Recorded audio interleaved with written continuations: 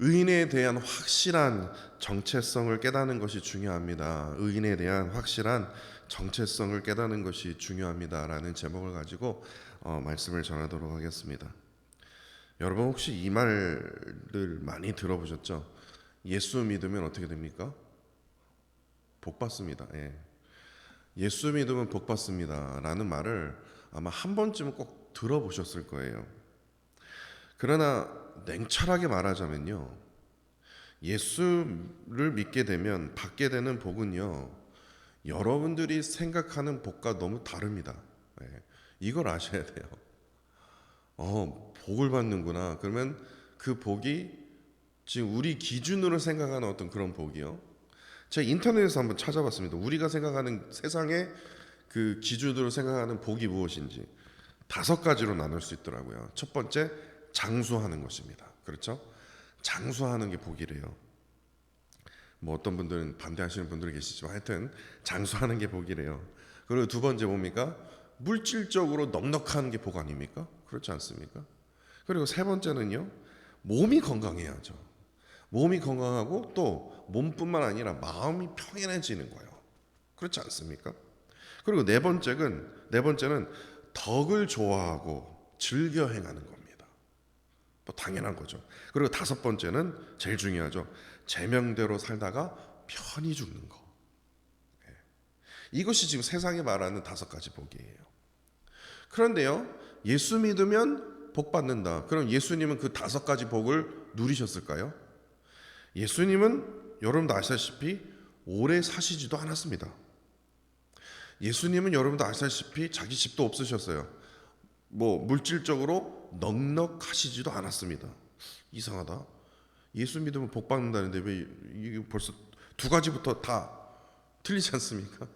그럼 마음이 평안하다? 아니요. 예수님도 십자가 지시기 전에 얼마나 마음이 불편하셨으면 땀방울이 삐방울이 변했다고 그런 말씀이 있거든요. 기도하신 만큼 마음이 편치 않으셨어요. 가는 곳곳마다 바리새인들과 이 종교 지도자들과 싸우셨거든요. 마음이 한시라도 편할 날이 없으셨어요. 그리고 덕을 행하셨다고요? 아니요. 덕보다는 뭐예요? 복음 증거하는 일을 더 즐겨 하셨습니다. 더욱이 제명에 편안하게 돌아가셨습니까? 아니요. 고통 속의 십자가에서요, 아주 잔인하게 고통 속에 돌아가셨습니다. 그러니까 세상에 말하는 복과 거리가 참으로 멀어 보인다라는 거예요. 아니, 예수 믿으면 복 받는다는데 이게 뭔 복을 얘기를 하는 거야?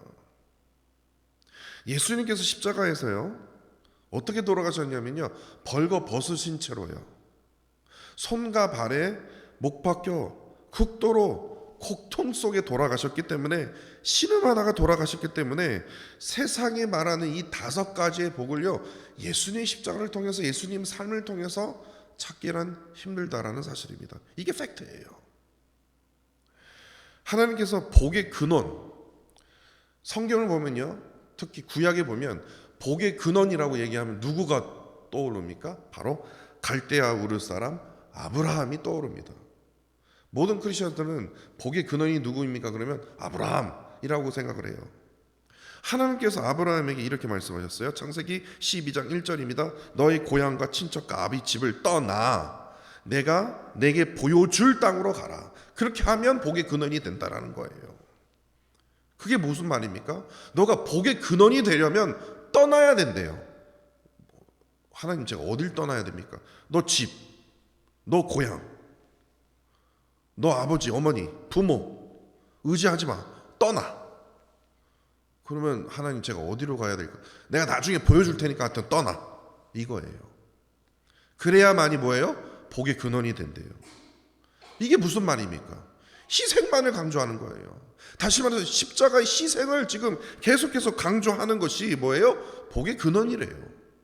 또 한 번 예를 들어볼까요? 아브라함과 거의 동시대로 살았던 인물이 누구냐면요, 욥이거든요.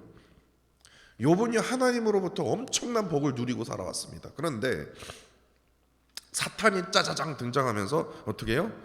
사탄의 시험으로 욥이 갖고 있는 모든 것들을 다 한순간에 그냥 다 가져가 버립니다.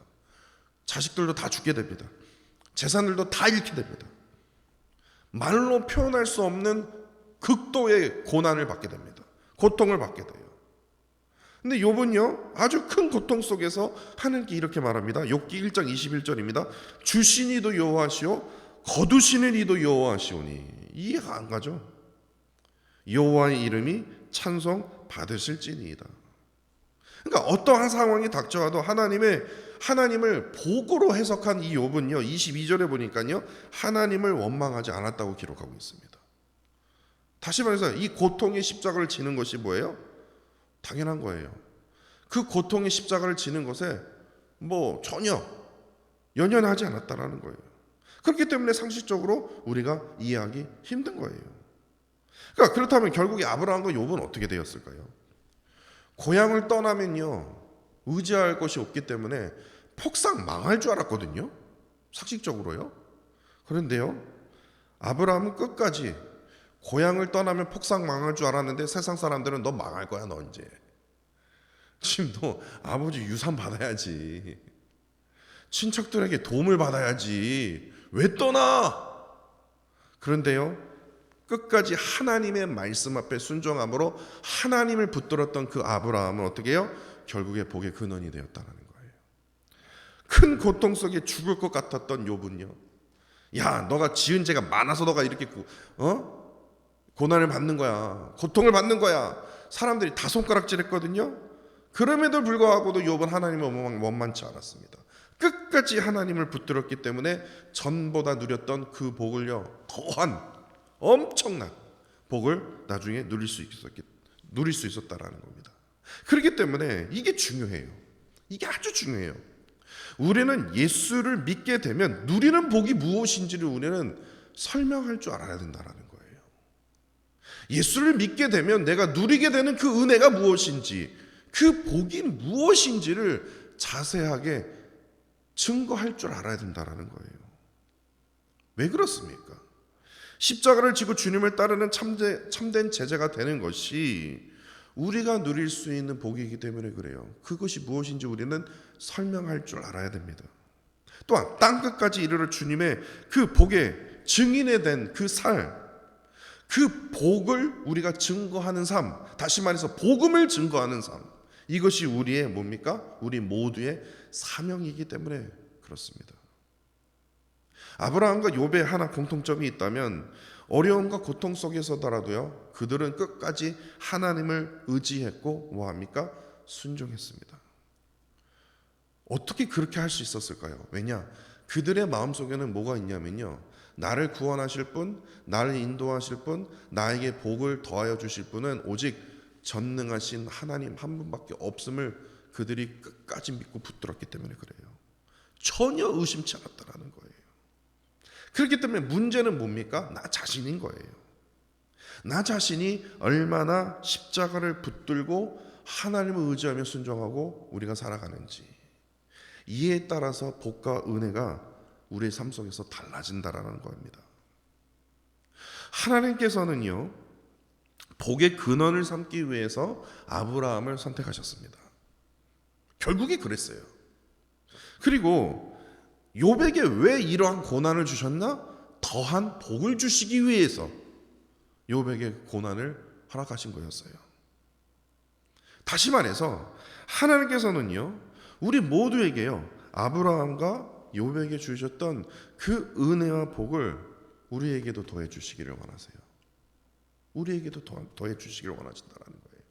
그 길이 지금 예수님을 걸어가셨던 그 길, 하나님을 붙들고 의지하는 그 길이 비록 거칠어요. 고통스러워요. 세상에 말하는 십자가의 길이래요. 좁아요. 피눈물이 날 정도로 힘듭니다. 비록 그 십자가의 그 고통의 길이 나에게 부담일지라도요 그 길을 묵묵히 한 걸음 한 걸음 걸은 자에게는요 어떻게 돼요? 그 길이 어떻게 됩니까? 복된 길이 된다는 거예요. 왜 그렇습니까? 상식적으로 이해가 안 되죠. 십자가의 길을 우리가 걸을 때마다 우리가 어떻게 됩니까? 나의 삶 속에서요 내 인생에 있어서 이 길이 십자가의 길이구나, 나에게 하나님께서 이러한 십자가를 나에게 주셨구나 라는 것을 깨닫게 되면요, 그 이후로부터 한숨이 서지는 게 아니라 어휴, 이게 아니라 하나님을 원망하는 게 아니라 나의 삶 속에서 십자가의 그 고통이 깨달아지면요, 그만큼 어떻게 됩니까? 하나님을 붙들 수 있다라는 거예요. 하나님을 의지할 수 있다라는 거예요. 하나님께 순종할 수 있다라는 거예요. 그렇기 때문에 뭐합니까? 우리가 복의 근원이 될 수 있는 거예요. 이전보다도 더한 복을 우리가 욥처럼 누릴 수 있는 것이에요. 오늘 본문 이제 37편을 이제 3주 동안 우리가 살펴보면서 제일 첫 번째 기억하십니까? 1절부터 11절까지 이거에 대해서 묵상했습니다. 어떻게 수단과 방법을 가리지 않고 하나님의 선으로 악을 이길 수 있는가?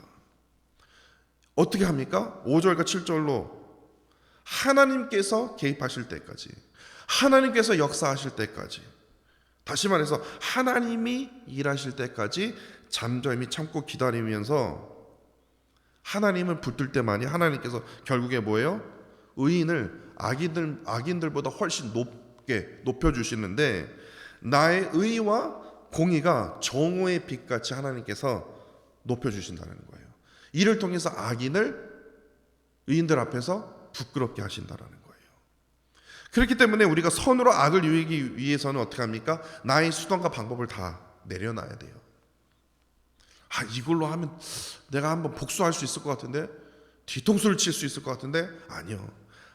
하나님께서 개입하실 때까지, 역사하실 때까지 소망 가운데 우리는 잠잠해야 된다는 거예요. 그리고 두 번째는 뭡니까? 12절에서 26절까지요. 에이압 자신을 조심해야 됩니다. 다시 말해서 내가 의인이라는 사실을, 내가 의인이라고 착각하지 마십시오. 나는 죄인으로부터 시작했어요.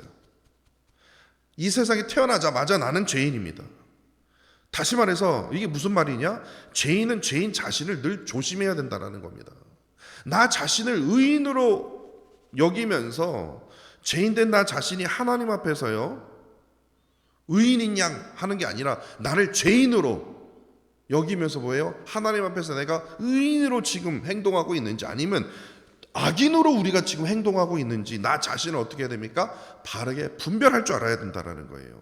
특별히 23절에서는요, 오직 하나님께서 의인의 걸음을 정하셔 주기 때문에 어떠한 상황에도 하나님께서 정하신 그 은혜의 길 가운데 죄인된 우리가 어떻게 그 길을 걸어가야 할 것인지 우리는 꼭 반드시 고민하면서 우리가 기억해야 된다는 거예요. 하나님의 그 은혜를 잊는 그 악인이 되지 않기 위해서 우리는 어떻게 합니까? 항상 하나님의 그 은혜를 항상 기억하면서 의인이 되려고 우리는 몸부림을 쳐야 된다는 거예요. 신앙의 훈련이 필요한다라는 거예요. 그리고 오늘 이제 마지막 세 번째입니다. 27절부터 40절 말씀을 통해서 하나님께서 원하시는 참된 의인으로 살게 되면 누리게 되는 복이 무엇인지를 설명하고 있는데요.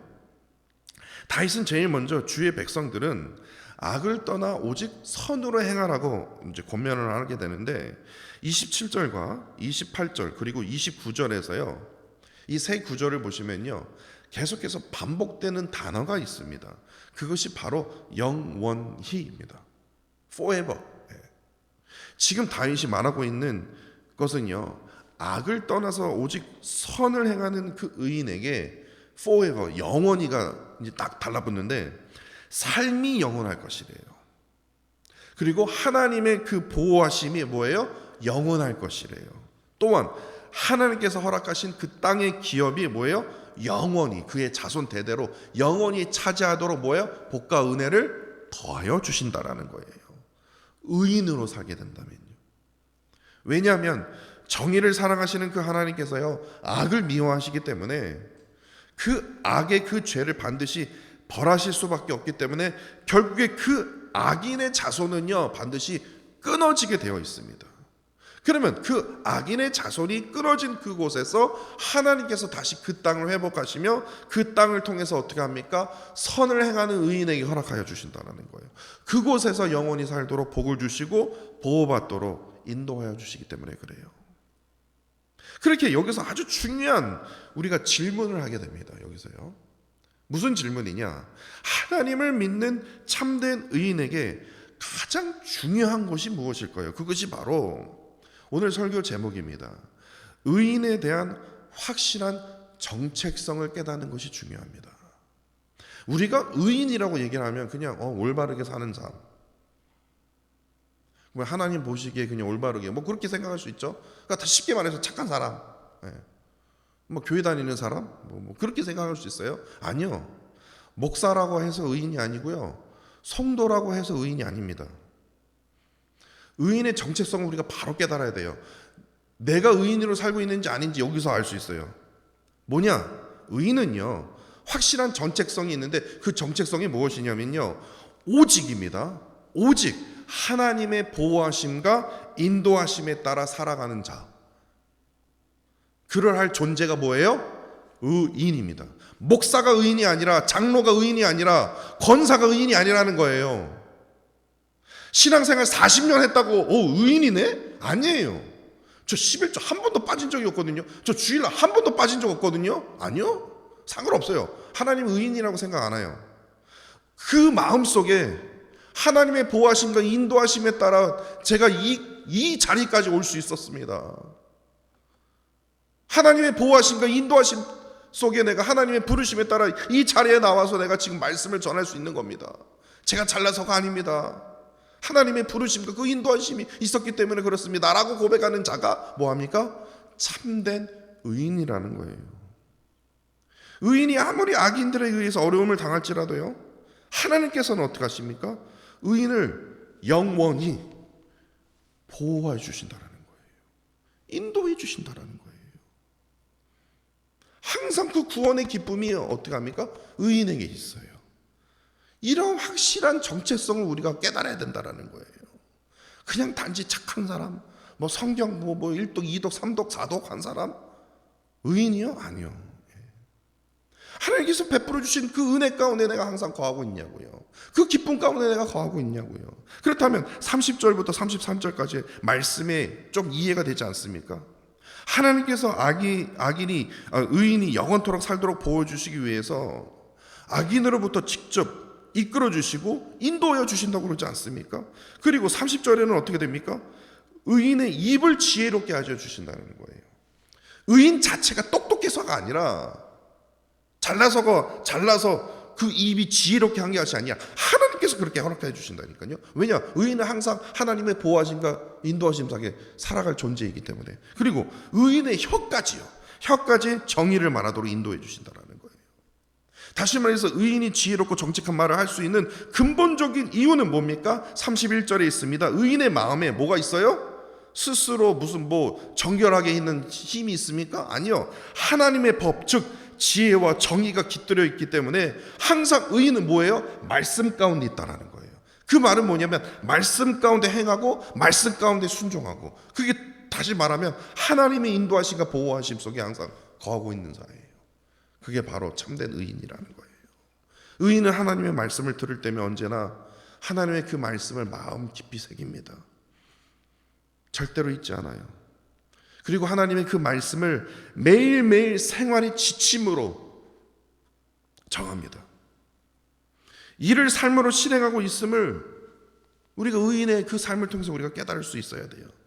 그렇기 때문에 의인의 일상에서는요, 늘 하나님의 지혜가 넘쳐나고요, 의인의 그 일상에는 하나님의 정의가 넘쳐나기 때문에 의인이 걸어가는 그 길에는요, 어떠한 실패도 또한 실족함도 없다라는 거예요. 왜냐? 의인이 잘나서가 아니라 하나님께서 그렇게 인도해 주시기 때문에. 왜냐? 하나님의 말씀대로 걷거든요. 뿐만 아니라 33절입니다. 악인이 가만히 또 안 있죠. 저 의인이 너무 잘난 척하는 것 같거든요. 호시탐탐 의인의 생명을 노리는 그 기회를 찾고 있음에도, 다시 말해서 의인을 넘어뜨리는 어떤 악한 계획을 가지고 세움에도 하나님께서 33절을 보십시오. 하나님께서 직접 나셔서 악인의 손을 내버려 두지 아니하실 만큼 직접 개입하셔서 의인을 인도하시고 영원하도록 보호하여 주신다라는 거예요. 뿐만 아니라 의인이 억울한 재판을 받을 때도 의인의 그 무죄를 드러나게 하시고 오직 악인만을 심판하실 것임을 지금 증거하고 있다라는 거예요. 이처럼 의인으로 살게 되면요, 반드시 누리게 되는 것이 바로 무엇입니까? 하나님의 보호하심과 인도하심에 따라 살아가는 그 의인의 정체성이라는 거예요. 그렇게 하나님께서 진정으로 원하시는 그 의인의 삶은 오직 이곳으로부터 시작이 되어야 됩니다. 34절이 아주 중요합니다. 뭡니까? 여호와만을 바라야 됩니다. 여호와만을 의지해야 돼요. 그리고 그의 도를 지키라. 하나님의 말씀을 어떠한 순간에도 지켜야 된다는 거예요. 이게 의인으로서 살 수 있는 방법이라는 거예요. 복받는 비결이라는 거예요. 어떠한 상황에도 하나님의 끝까지 붙들어라는 거예요. 욥처럼요.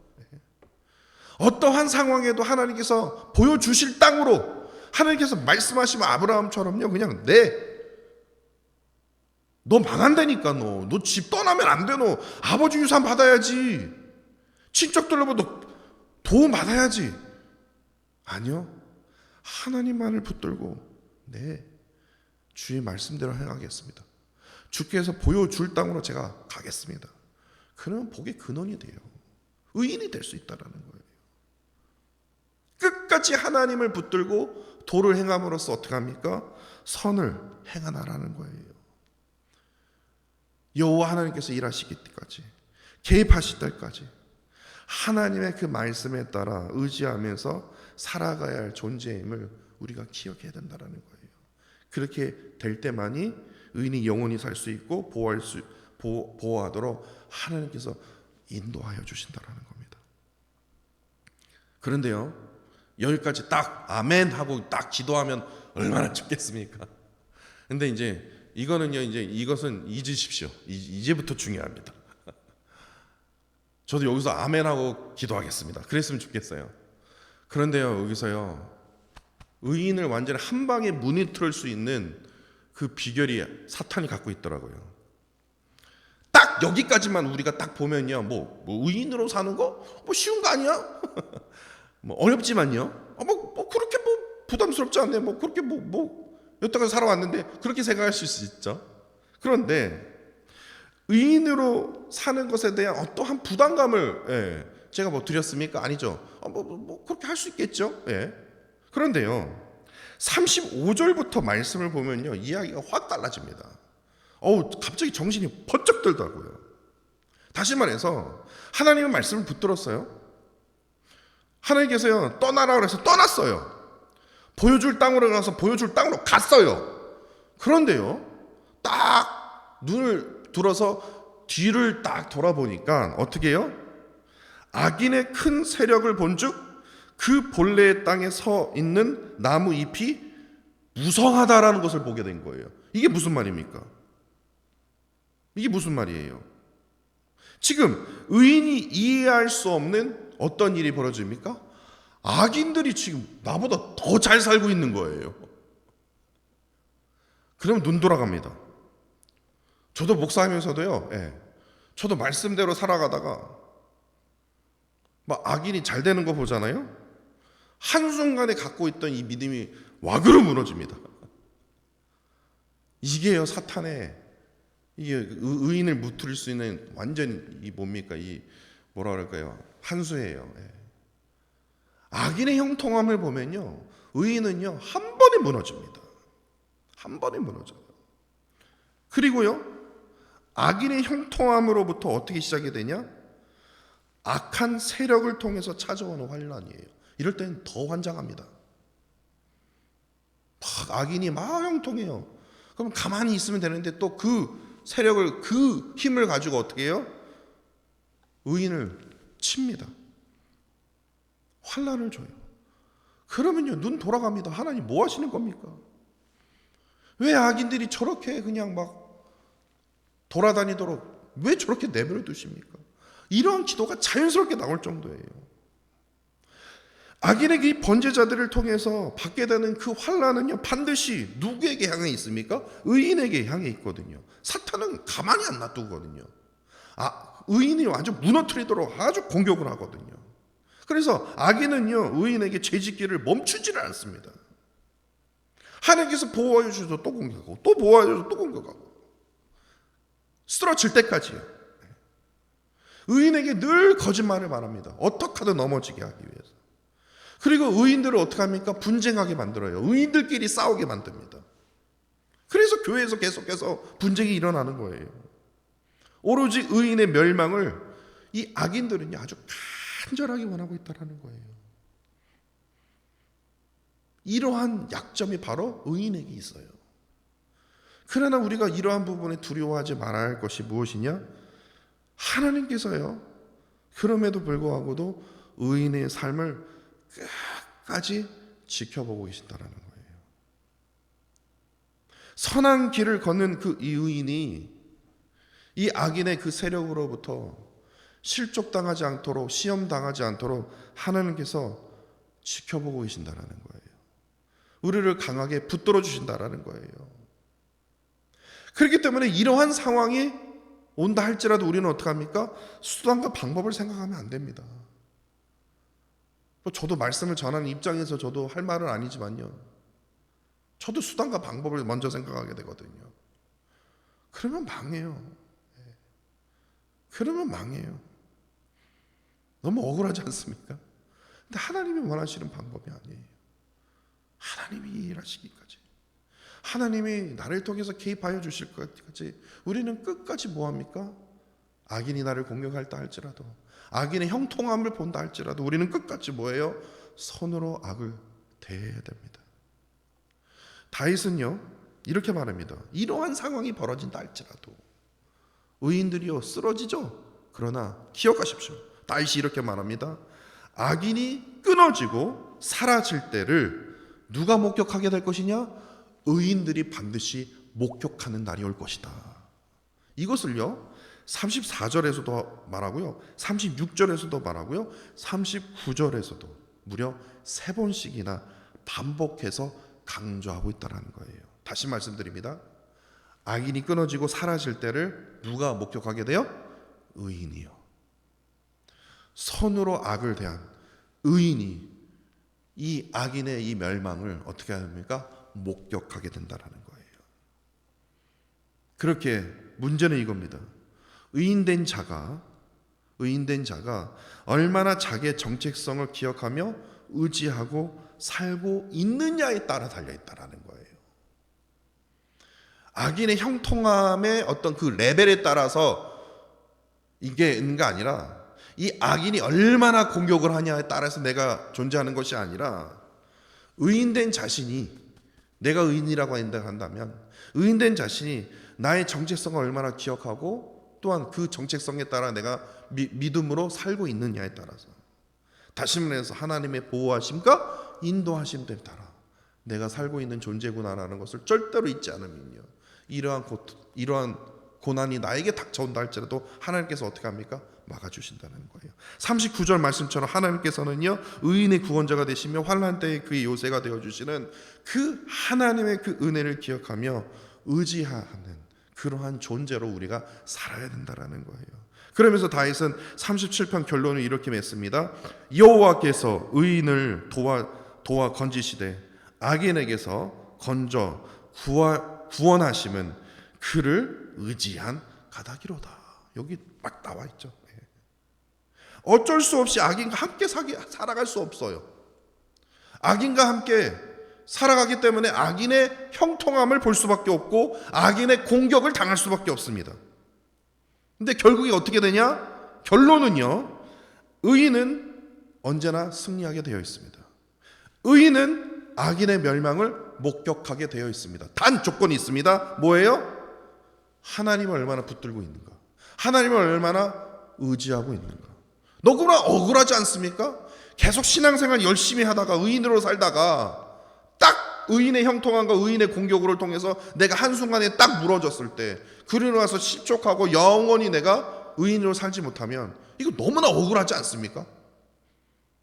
너무나 억울하지 않습니까? 의인이 악인으로부터 승리하기 위해서는 뭐합니까? 오직 여호와 하나님을 의지해야 됩니다. 하나님의 그 보호하심, 하나님의 그 인도하심을 우리가 간구해야 됩니다. 하나님께서 나를 반드시 구원하시겠다는 그 확신을 가지고 말씀을 붙들어야 됩니다. 말씀을 붙들고 나아갈 때 하나님께서는요, 그 길이 비록 험한 십자가의 길일지라도, 고통의 길일지라도 나 자신이 얼마나 하나님을 의지하고 하나님의 그 보호하심 속에 내가 살고 있는지 기억하는 자, 그 길을 걷는 자는요 반드시 하나님께서 그 결론은요, 아브라함처럼 욥처럼 엄청난 복을 허락해 주신다라는 거예요. 그렇게 우리의 인생을요 하나님께 다 맡겨드리십시오. 그냥 어느 부분만 하나님께 맡겨드립니다가 아니라, 하나님 지금 제가 갖고 있는 모든 거 다 지금 내가 맡겨드릴게요. 수단과 방법 뭐 생각은 나나 제가 하지 않겠습니다. 하나님께서 인도하여 주십시오. 저 지금 아주 그냥 속에서 막 부글부글 끓거든요. 그럼에도 불구하고도 하나님 다 맡겨드리겠습니다. 그러면요 시간이 걸린다 할지라도 하나님께서는 반드시 역사하여 주십니다. 응답하여 주세요. 온전히 맡겨드리는 이러한 의인된 성도로 살아가시는 저와 사랑하는 성도 여러분들이 되시기를 간절히 원합니다. 기도하겠습니다. 세상의 그 어떤 것과도 비교할 수 없으며 대체할 수 없는 하나님만을 바라보며 의지하는 삶을 살아가도록 주님 인도하여 주옵소서. 세상의 악인으로부터 의인이 승리할 수 있는 비결은요, 하나님의 확실한 구원의 약속을 얼마나 믿고 의지함에 달려있음을 오늘 본문 말씀을 통해서 깨닫게 됩니다. 어떠한 상황이 닥쳐와도 하나님의 약속을 믿고 의지함으로 하나님과 늘 동행하는 복된 그 길만을 걸어갈 수 있도록 주님 인도하여 주옵소서. 비록 그 길이 정말 험하고 거친 십자가의 길일지라도 나와 늘 함께하여 주시는 하나님으로 인하여 새 힘과 용기로 묵묵히 그 길을 걸어가게 하여 주시고, 특별히 복의 근원이 되었던 아브라함처럼 이전보다 더한 복을 누렸던 욥처럼 하나님을 의지하고 순종하는 길이 참된 길임을 늘 우리의 삶 속에서 잊지 않도록 주님 인도하여 주옵소서. 특별히 의인된 자, 의인을 향한 올바른 정체성을 깨달아 오로지 하나님의 보호하심과 인도하심 속에 살아가야 할 존재임을 늘 잊지 않고 담대히 세상에 나아가 하나님의 그 영광만을, 하나님의 그 은혜만을 나타내도록 주님 인도하여 주옵소서. 주님 사랑합니다. 감사드리며 예수 그리스도의 이름으로 기도합니다. 아멘.